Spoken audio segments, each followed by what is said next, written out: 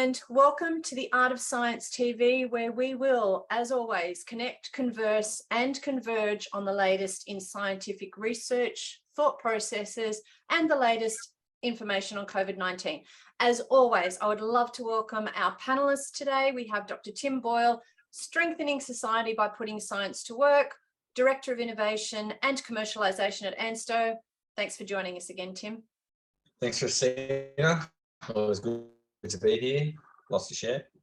And Dr. Simon Tucker, a serial entrepreneur scientist who believes in turning innovations into products that can help improve people's lives. You've been missing in action for a few weeks. Simon, it's wonderful to have you back. Thank you. Oh, it's lovely to be back. Thank you. So Simon, we'll go straight with you. A few weeks ago, we talked about truth and lies and the impact lying has upon people, society, scientific research. A recent report suggests that one of the fundamental hypotheses underlying what causes Alzheimer's may be based on fraud. Can you shed some light on this and tell us what's going on? Yeah, so this is a story that's sort of breaking at the moment. It was reported in two of the world's most prominent journals, Science and Nature, the scientific journals. And it seems it's based on what appears to be fraudulent use of images. I'll explain. So Alzheimer's is named after the original discoverer of the disease, a doctor by the name of Alzheimer, who noticed that people who died who had Alzheimer's had a buildup of proteins in the brain that he called plaques, build up of plaques. And that's, people may have heard the concept of amyloid and amyloid plaque. And it was that's now recognized as an absolute hallmark of Alzheimer's disease. But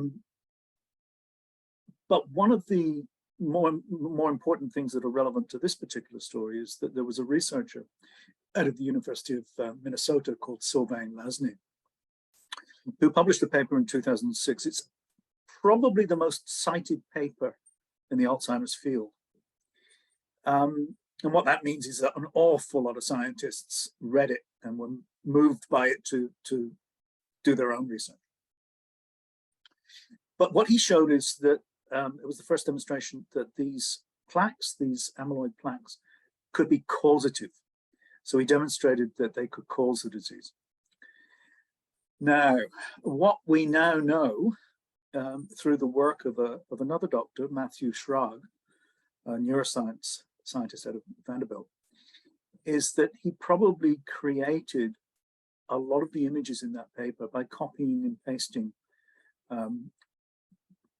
images from different experiments together to create the narrative that he wanted to create.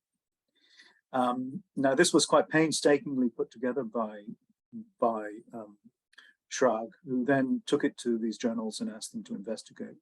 They did investigate, independent investigation using some real experts, and largely confirmed the findings. There's still a bit of controversy, but some really prominent people have said this is extremely suspicious and it really does look like these images were faked. So one of these people, for instance, is a lady by the name of Elizabeth Bick, who's a well-known forensic image consultant. And she said that the obtained experimental results might not have been the desired results, and that data may have been changed to better fit a hypothesis. So what she's saying there is, in other words, Leslie might have altered the images to fit some preconceived notion of what he thought might be causing the disease. Now, there's also it's worth noting that quite a few prominent researchers in the field have failed to be able to reproduce these data, but many others have followed these data and followed this paper, and a lot of research has been conducted over the years that's based on this hypothesis. Now, no one's saying that amyloid plaques are not involved in Alzheimer's. There's clearly a link, but what we do know is that link, although it is obvious that it's there, it's not clear what's causative, and it's not clear, if we dig deeper into it, how one can unravel, if you like, those amyloid plaques and treat the disease. And in fact, based on a lot of this work, there's been millions, if not billions of dollars spent on trying to address the formation of amyloid plaques. Hundreds of drugs have gone into development and mostly failed. Quite a bit of it probably because of Leslie's work. So that is quite heartbreaking. The amount of money that would have been spent on Alzheimer's research, like for instance, last year there was about $250,000 US was spent on investigating amyloid plaques in Alzheimer's by the NIH in the US. But that could have been spent on other things. I'm not saying all of it's wrong, not by a long way. A lot of it might be based on the wrong hypothesis, the wrong reasoning. On a positive note, as an aside, it does mean the system of science works because it was eventually uncovered. But in my opinion, it took far too long. And I think we have to hold on also, Simon, to the fact that this is potentially one instance where this has happened. And we need to focus on the fact that there's many, many other instances that where the science has been held in its truth and everything else. So we need to be very mindful that we don't cast aspersions over everything because of this one case. And also, as you said, it has worked because it has been picked up, and it is a shame that all this money may have been directed elsewhere. So very many things, I guess, to unravel in that instance. So thank you for actually being brave enough to share that those findings and that research and the headlines with our listeners. Talking about Alzheimer's, so if we continue that theme, is there anything new on the more recently encountered neurological disease that people have been calling, we've been calling it COVID fog, brain fog, because I know I've had it. So have I. Yeah, brain fog, it's kind of a funny term, but it's fairly very descriptive. As you know, you just don't feel right. During COVID and after COVID, the people who experienced it, it's symptoms like you can't remember things. I couldn't remember words, common words. I just couldn't remember them. It's actually a little bit frightening. It seems to resolve in most people after a few weeks, but there are some people that have much longer term symptoms, many months. So what's causing that? There's a number of possible explanations. And in fact, harkening back to the amyloid question, there's a team out of Swinburne who just published a paper along with some colleagues out of Europe. And they have actually found that fragments of the SARS-CoV-2 virus can form amyloid plaques spontaneously. And they hypothesize, they haven't proven this yet, but they hypothesize that virus infecting the brain could form amyloid plaques. Now, we don't know if these virus proteins actually do form amyloid plaques, but can we find amyloid plaques in the brains of COVID patients, people who've died of COVID, obviously? The answer is yes, yes. There's been a number of reports showing that amyloid plaques are present, quite significant amyloid plaques in people. It does look a lot like those plaques are very similar to people who may have been experiencing a starvation of oxygen, not in non-COVID situations. So they look very, very similar. And the hypothesis is that the severe respiratory distress that has been experienced by these particular patients, remember, these are patients who died as a consequence of COVID, may have caused the formation of these plaques. So that's one possible association, which makes it look very much like Alzheimer's, actually, which is kind of frightening. The other possible one is there's a study out of Stanford who found that the signs of damage in the brain of mice, for instance, using a COVID model, was very, very similar to the signs of damage that are seen following chemotherapy. And both of those are supposedly associated with extreme inflammation, and inflammation of the brain. Again, which makes sense. We know that SARS-CoV-2 is a very pro-inflammatory virus. So it could be a number of things. It could be virus growing in the brain. It could be the inflammation, which is one that I particularly think is relevant. And it could be the formation of these amyloid plaques for various different reasons, be they virus specific or be they starvation of oxygen. So a number of possibilities. I know some. I shared that. I shared with you actually that I was struggling to find words, and that's how I went to discover that COVID brain was actually a thing, because they were very basic words that were in my vocabulary for my whole life, and I was finding it hard to. I felt like I was doing this in my brain, just trying to grasp what they were. One of the things that has been discussed lately is that some people might have COVID brain, fog brain. Some people may have ongoing difficulties with their lungs. Other people may have ongoing difficulties with heart. Mm. Is it what's the research saying, if you're aware of what it is saying? So if I have a potential weakness, and let's just say my weakness is in my brain, I hope not, but I have a breathing weakness, or I have a heart weakness. Is that where the inflammation is likely to show up? Is there any research that correlates to, well, here's my potential body weakness, and therefore that's where the inflammation has landed? Or do you think it's just quite random?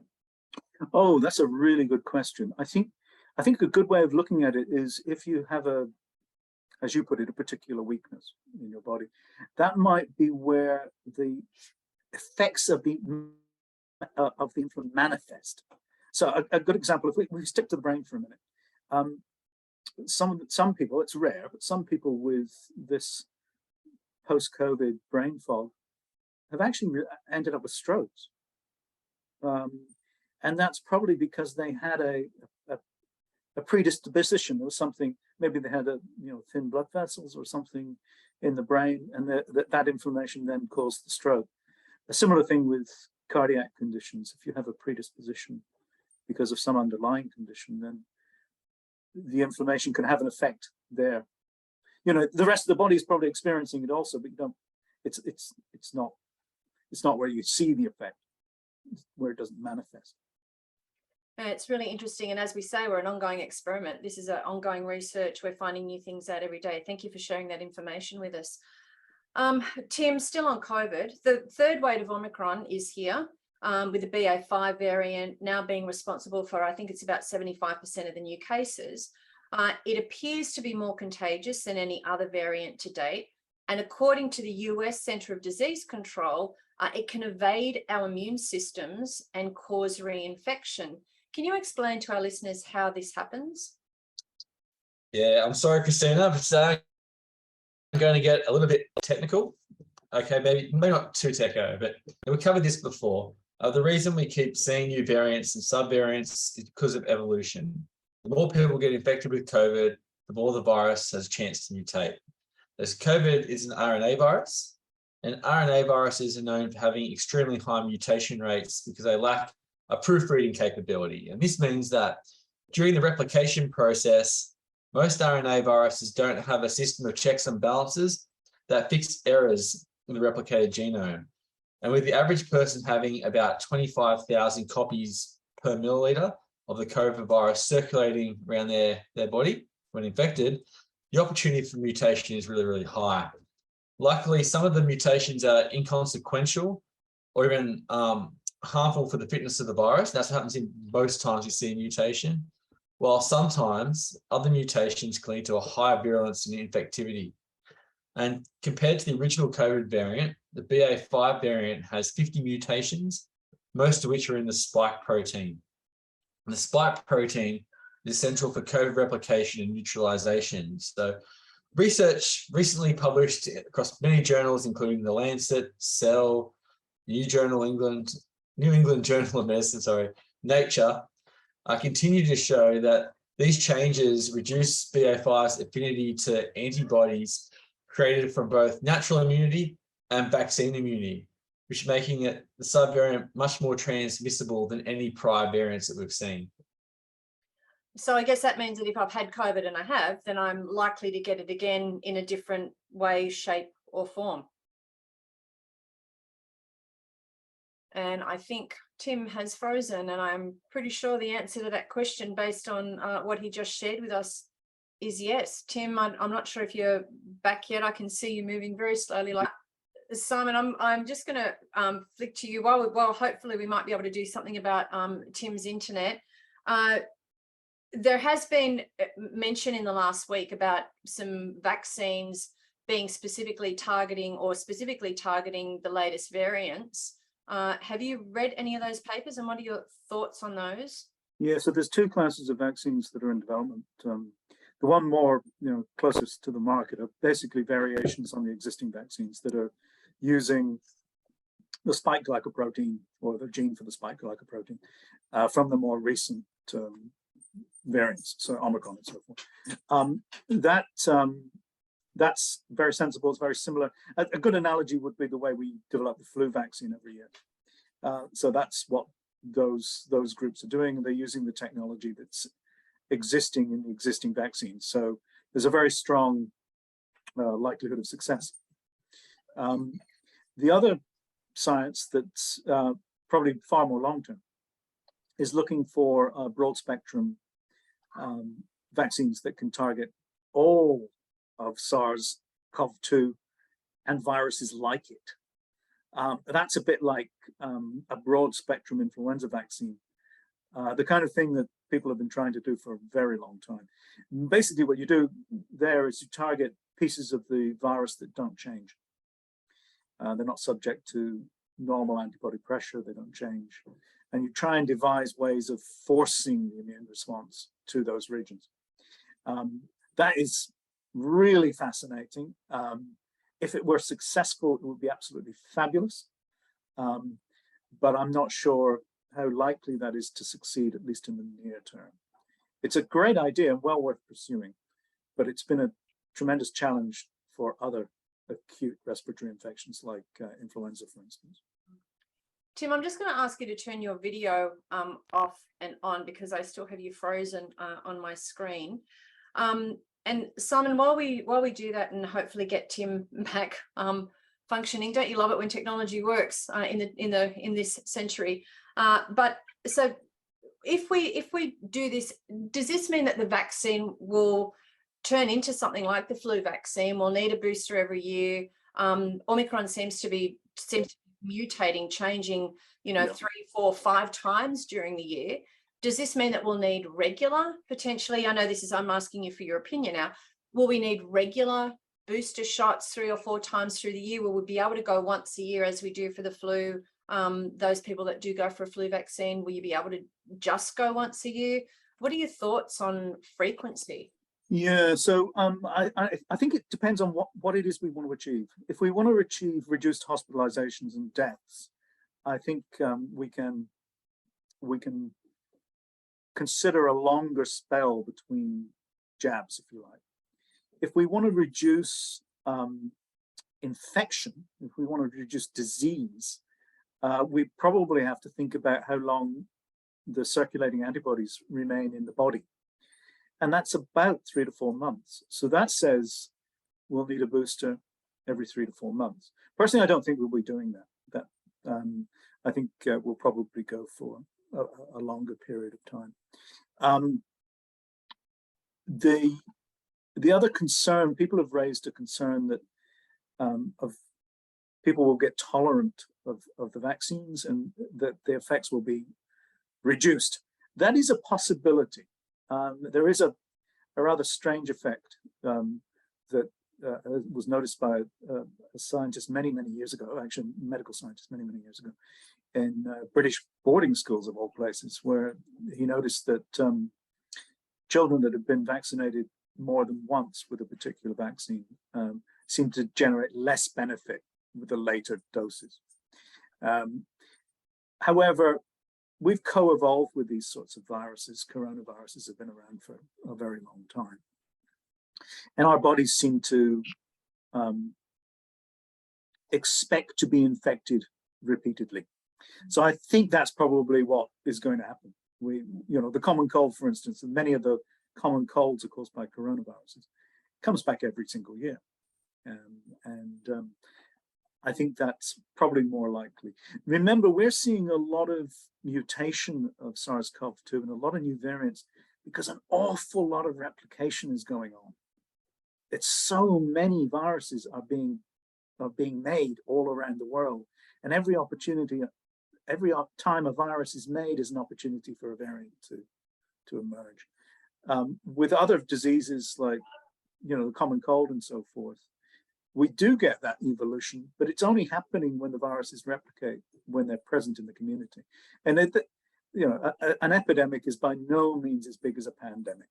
So that's why we're seeing all these new variants. So can I ask, if we move away from COVID and variants and things like that, positive, wonderful discoveries in the land of science, or any exciting startup news that you might have to share with our listeners in our last few minutes? Well, I thought I'd highlight something that is actually a company founded by a friend of mine in 2005, strangely enough, chap by the name of Mark Sullivan. This is, it's an Australian company, Medicines Development for Global Health, but it's doing something quite extraordinary. It's taking drugs and developing them for neglected diseases. So, for instance, they relatively recently launched a drug for river blindness. Only company ever to do it in the world. And that's going to make a tremendous impact on a disease that causes blindness in Africa and an awful lot of people. And it's irrecoverable blindness once it's caused by a parasite. Interestingly, the drug's related to ivermectin, strangely enough. But this year he was awarded the Officer of the Order of Australia, which he richly deserved. And before that, in 2019, he was the Victorian Australian of the Year. All being recognized as a consequence of this absolutely fantastic work through a company, which is a not-for-profit, it's a charity that he founded in 2005, with a vision of developing drugs for neglected diseases. That's wonderful. That's in our backyard. That's in Australia.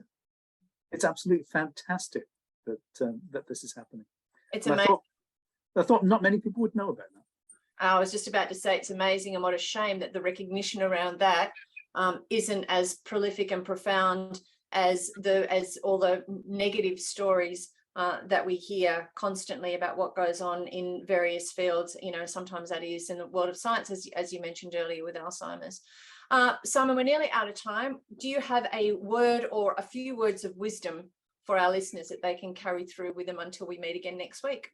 Yes, I think I'll go back to this concept of lying and fraud, and just say that, as you said earlier, I really like to emphasize that the vast majority of people in science and medicine are doing the right thing. They're telling the truth. And when they see things like this, they're not afraid. You use the word afraid, and I quite like that. But they're not afraid to highlight it. And that is not a failing, that's a positive. It's much better than sweeping it under the carpet. But like I say, the vast majority of people are doing the right thing. And I thought I'd use an example of Mark Sullivan, as someone who's definitely doing the right thing, using his skills, using his knowledge for the benefit of mankind rather than anything else. I think that's a beautiful note to go out on. So stand in truth is my lead on from that. Stand in truth. And I think it is true, like, don't be afraid. And the opposite words to use with that are show courage and show vulnerability. When we know that we've made a mistake, own up to it. Let's figure out what that means. We often say fail fast, and let's learn from all our mistakes. So if that's the case, let's start really walking the talk on what those words mean. Simon, thank you so much for joining us today. Tim, I know we've lost you to the ether. Love technology when it works, as we always keep saying. Thank you to our listeners. Thanks for joining us. We've tried to go live on LinkedIn this week. We'll be back on LinkedIn Live next week. Thanks for joining us. If you've enjoyed this program, please share it with your friends, family, colleagues. Until next week, stay safe, keep washing your hands, and stand in truth.